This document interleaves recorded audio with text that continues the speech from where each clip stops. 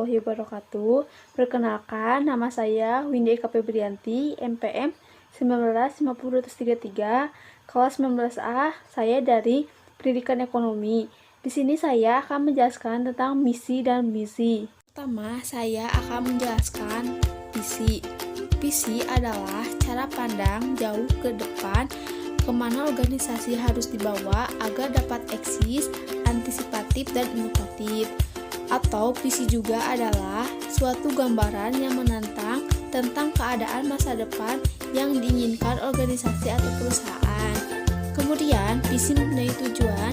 Yang pertama, mencerminkan keinginan yang akan dicapai organisasi atau perusahaan. Yang kedua, berorientasi ke masa depan organisasi atau perusahaan. Yang ketiga, mewujudkan komitmen tinggi dari seluruh jajaran dan lingkungan organisasi atau perusahaan. Kemudian yang keempat, menentukan arah dan fokus strategi organisasi atau perusahaan yang jelas. Kemudian yang kelima, yang terakhir, menjamin kesinambungan kepemimpinan organisasi atau perusahaan. Kemudian visi-visi juga, yang pertama, wawasan yang menjadi tolak ukur pertumbuhan organisasi atau perusahaan. Kemudian yang kedua, sosok organisasi atau perusahaan di masa mendatang. Kemudian yang ketiga, bentuk organisasi atau perusahaan ini seperti atau sebesar apa. Yang keempat, alasan organisasi atau perusahaan memasuki bidang tersebut. Kemudian yang terakhir, imajinasi mengenai posisi organisasi atau perusahaan dan kemana akan dibawa. Kemudian visi juga mempunyai rumusan ideal. Yang pertama, sederhana atau simple, dan yang kedua, terukur atau measurable. Yang ketiga, terjangkau atau reachable. Yang keempat, beralasan atau reasonable. Yang kelima, ambisius. Yang keenam, periode waktu atau time frame. Yang ketujuh, bersifat strategis atau strategi. Yang kedelapan, perspektif kondisi. Dan yang terakhir ada komunikatif. Kemudian, visi juga mempunyai kriteria yang baik. Yang pertama, dapat dibayangkan oleh seluruh jajaran organisasi atau perusahaan. Yang kedua, dapat dikomunikasikan dan dapat dimengerti oleh seluruh jajaran organisasi atau perusahaan. Yang ketiga, berwawasan jangka panjang dan tidak mengabaikan perkembangan zaman.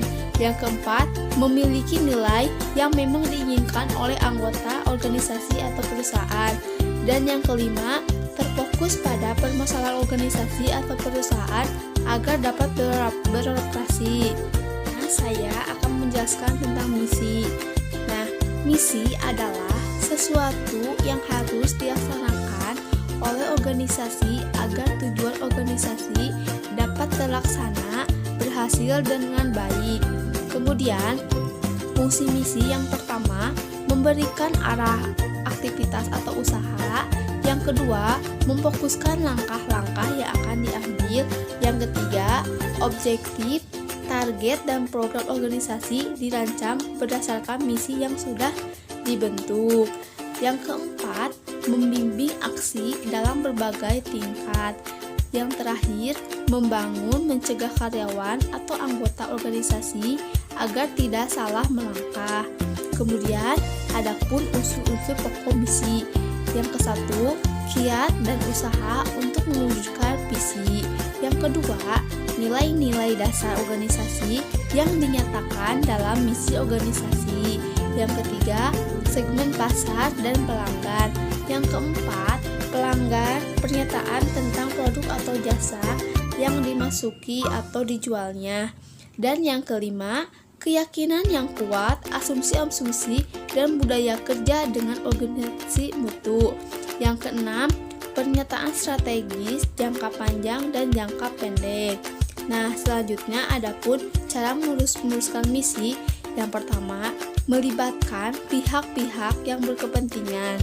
Yang kedua, menyelaraskan kegiatan proses utama dengan sumber daya yang ada untuk memungkinkan organisasi atau perusahaan melaksanakan kegiatannya lebih baik dengan seefisien mungkin. Kemudian, Yang ketiga, menentukan lingkungan. Untuk menentukan apakah misi organisasi atau perusahaan tidak bertentangan secara internal dan eksternal. Ada pertimbangan-pertimbangan yang digunakan saat merumuskan visi misi. Pertimbangan tersebut menggunakan pemilaian atau audit lingkungan merupakan gambaran dari kondisi lingkungan organisasi atau sebagai suatu kegiatan pemantauan, pengevaluasian, serta penyebaran informasi yang berasal dari internal maupun eksternal organisasi kepada personal kunci di dalam organisasi. Nah, dari hasil audit tersebut, penilaian audit lingkungan baru menetapkan analisis SWOT. Analisis SWOT terdiri dari strength, weakness, opportunity, dan threat. Nah, setelah itu, kita bisa melakukan semua baru dapat menentukan visi misi untuk organisasi atau perusahaan dari langkah-langkah tersebut.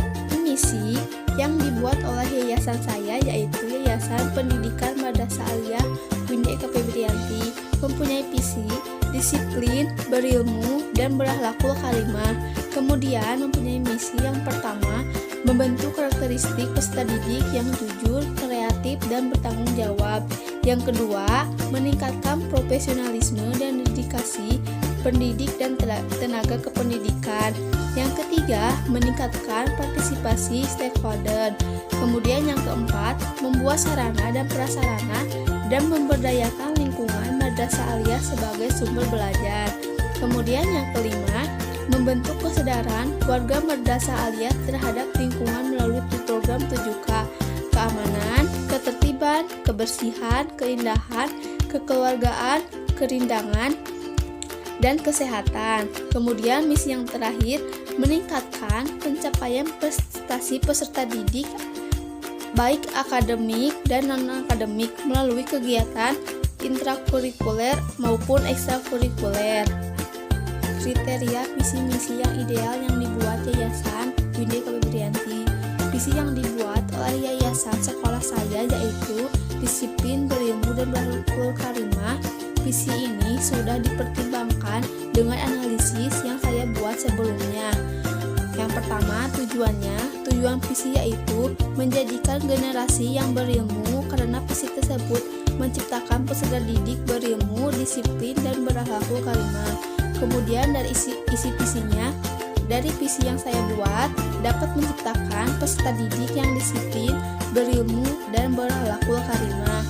Kemudian adapun rumusan idealnya yaitu dapat dikatakan ideal dikarenakan visi yang saya buat disusun atas pertimbangan dari analisis SWOT yang telah ditentukan sebelumnya membuat visi tersebut.